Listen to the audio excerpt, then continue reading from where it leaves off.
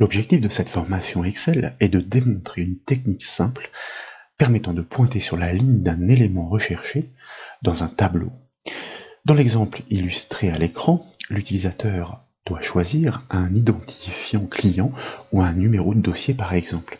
Puis, il doit cliquer sur le lien de recherche, situé 2 cases plus loin, pour automatiquement sélectionner, pointer sur la ligne repérée par Excel. Pour les besoins de ces démonstrations, nous proposons tout d'abord de réceptionner une source de données existante offerte, comme toujours, au téléchargement depuis le site bombache.fr. Ce classeur est constitué d'une feuille unique nommée client et précisément, elle recense les clients d'une entreprise dans un tableau. Ils sont tous référencés par un identifiant en colonne B. À l'instar d'un numéro de dossier, nous suggérons d'exploiter cette information unique sous forme de liste déroulante dans la cellule E3 au-dessus de ce tableau. Une fois l'identifiant désigné par cette liste de choix, l'utilisateur doit donc cliquer sur la cellule G3 portant la mention cherchée instantanément. L'affichage doit alors se déplacer pour montrer la ligne surbrillée correspondant dans le tableau de recherche. Quelques réglages sont préalablement nécessaires. Ce tableau est relativement long. Son affichage doit se déplacer pour pointer sur la ligne du client, mais nous souhaitons conserver visibles les en-têtes de colonnes dans la petite zone qui est située juste au-dessus. Et pour cela, nous devons figer les volets. En d'autres termes, nous devons indiquer à Excel que tout ce qui est situé au-dessus de la ligne 7 ne doit pas suivre le déplacement de la feuille. Je vous invite donc, pour commencer, à sélectionner l'intégralité de cette ligne 7 par son étiquette. Et puis, en haut de la fenêtre Excel, nous allons cliquer sur l'onglet Affichage pour activer son ruban. Et dans la section Fenêtre de ce ruban, nous n'avons plus qu'à cliquer une première fois sur le bouton Figer les volets et, dans les options proposées, à confirmer en cliquant de nouveau sur Figer les volets. Désormais, si vous faites défiler le tableau vers le bas, vous remarquez que les lignes s'engouffrent bien sous les en-têtes de colonnes qui restent visibles. Ce petit réglage apporte donc une bonification ergonomique.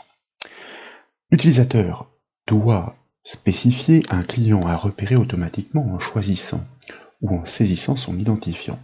Nous proposons donc de créer une liste de choix sur ces valeurs. C'est pourquoi je vous invite à sélectionner tout d'abord la cellule E3, puis en haut de la fenêtre Excel, à cliquer sur l'onglet Données pour activer son ruban. Et dans la section Outils de données du ruban, nous allons ensuite cliquer sur le bouton Validation des données. Et dans la boîte de dialogue qui apparaît, c'est l'onglet Options qui doit être actif par défaut. Si tel n'est pas le cas, vous devez l'activer. Dans la zone autorisée, nous allons choisir l'option Liste pour une liste déroulante et cliquer dans la zone source pour l'activer afin de désigner la plage de cellules qui doit nourrir cette liste déroulante. De fait, nous n'avons plus qu'à cliquer sur le premier identifiant de ce tableau pour le désigner et tout en maintenant la touche Maj enfoncé, Shift selon sa désignation anglaise, nous cliquons sur le dernier identifiant pour sélectionner intégralement toutes les références qui sont comprises entre la première et la dernière donc. En revanche, telle que nous la construisons, cette liste déroulante est statique. Cela signifie que si d'autres clients venaient à être ajoutés, ils ne seraient pas considérés. Dans ce cas, et comme vous le savez, il convient d'exploiter la fonction Excel décalée, comme le démontre notamment la formation pour créer des listes de choix dynamiques sur le site bombache.fr. Ensuite, je vous invite bien sûr à cliquer sur le bouton OK de la boîte de dialogue pour valider ces réglages. Et avec la cellule E3 sélectionnée, vous notez l'apparition d'une flèche. En cliquant sur cette dernière, vous déployez la liste déroulante ainsi construite pour remarquer que tous les identifiants clients sont effectivement énumérés. Poursuivons. Il est possible donc de pointer sur une ligne ou une cellule en particulier en fournissant une adresse. Il peut s'agir des références d'une cellule ou d'une plage de cellules. Et cette adresse doit se construire dynamiquement au choix d'une référence client dans la liste déroulante. C'est pourquoi nous suggérons de nommer chaque ligne du tableau avec les identifiants respectifs en en-tête de ligne. La correspondance sera ainsi automatiquement établie ou presque. Et pour cela, nous allons exploiter une technique automatisée d'Excel. Pour ce faire, je vous propose de sélectionner l'une des cellules du tableau, par exemple la cellule C8. Puis nous allons réaliser le fameux raccourci clavier CTRL-A, A pour All en américain, de manière à sélectionner l'intégralité du tableau. Puis, en haut de la fenêtre Excel, nous allons cliquer sur l'onglet Formule pour activer son ruban. Et dans la section non définie, je vous invite désormais à cliquer sur le bouton Depuis sélection. Et dans la boîte de dialogue qui apparaît, nous allons décocher tout d'abord la case ligne du haut. De cette manière, nous demandons à Excel d'attribuer un nom à chaque ligne du tableau. Alors, ce n'est pas la case, oui, ligne du haut, oui, tout à fait, c'est bien cela, hein, autant pour moi, j'étais en train de vérifier, puisque en conservant la case colonne de gauche cochée, eh bien, chaque ligne sera bien nommée en fonction de son en-tête, c'est-à-dire de son identifiant. De cette manière, au choix d'une valeur dans la liste, nous définirons par la même occasion une adresse à localiser correspondant à l'identifiant. De fait, après avoir décoché donc cette case, c'était bien le bon choix, je vous propose de valider en cliquant sur le bouton OK de la boîte de dialogue, et si d'aventure une alerte venait à surgir, eh bien la valider en cliquant sur le bouton oui, du fait qu'il y ait potentiellement une redondance sur des noms de plage attribués, en l'occurrence ici client ID. Ensuite, en haut à gauche de la feuille Excel pour réaliser quelques remarques, je vous invite à déployer la liste déroulante de la zone nom.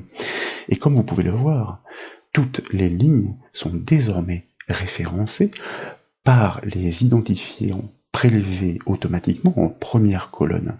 Si vous cliquez sur l'un d'entre eux, comme par exemple C18, eh bien, la ligne correspondante est automatiquement sélectionnée. C'est exactement le mécanisme que nous souhaitons monter, mais dans le cadre d'une recherche préalable par le biais de la liste déroulante. Notez néanmoins que tous ces noms ont été préfixés d'un underscore. Ce détail est important, l'adresse à pointer est donc l'identifiant de la liste préfixée de ce symbole, c'est-à-dire la petite barre horizontale. Pour déplacer la sélection sur la ligne du client cherché, nous devons exploiter la fonction Excel lien hypertexte. Elle requiert deux arguments. Le premier est l'adresse ou l'URL de la page à atteindre. Le second correspond au texte à afficher et à cliquer. Conventionnellement, on utilise cette fonction pour offrir des redirections vers des rubriques connexes et externes. Mais on peut aussi l'exploiter pour rediriger vers une cellule ou une plage de cellules précises. Dans ce cas, celui qui nous intéresse donc, les références mentionnées en premier argument doivent être préfixées du symbole dièse. On parle d'une encre comme en HTML.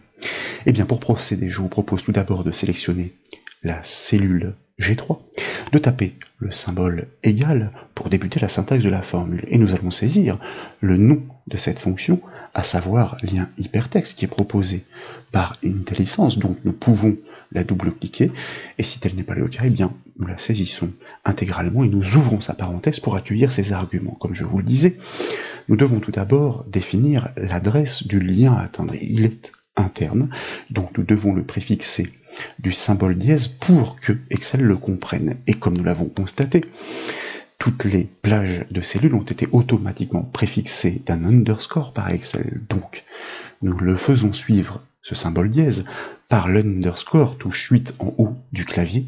Dès lors, nous pouvons fermer les guillemets car il s'agit effectivement d'une information textuelle que nous devons concaténer avec la touche 1 du clavier, le et commercial avec l'adresse dynamique qui correspondra au choix effectué par l'utilisateur par le biais de la liste déroulante en cellule E3. C'est pourquoi, dans la foulée, nous cliquons sur la cellule E3 pour réaliser cette création dynamique de cette adresse.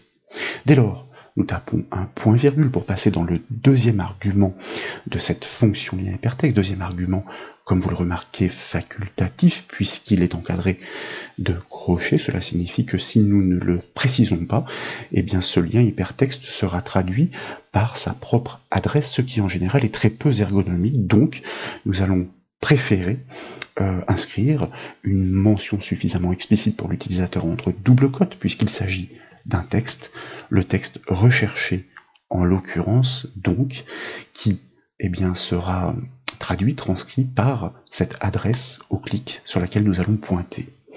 Il ne nous reste plus qu'à fermer la parenthèse de la fonction lien hypertexte et à valider la formule, par exemple par la touche entrée du clavier.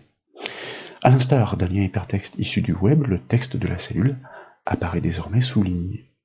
Dans la cellule E3, eh bien, je vous propose de choisir une référence non visible à l'écran, c'est-à-dire, comme c'est le cas ici, au-delà de C16 par exemple, nous pourrions choisir la référence d'identifiant client C23. Et désormais, si nous cliquons sur le lien recherché, vous constatez que l'affichage se déplace pour explicitement désigner, repérer et sélectionner la ligne concernée par l'identifiant du client. Ces techniques nous permettent désormais d'entrevoir des développements ergonomiques d'applications avec Excel, et c'est ce que nous aborderons dans le prochain volet. J'espère que ces petites démonstrations vous ont plu. Si c'est le cas, comme toujours, je compte sur vous pour mettre un petit j'aime à la vidéo, et comme vous le savez, vous pouvez retrouver toutes les autres formations sur le site bombache.fr. Je vous remercie.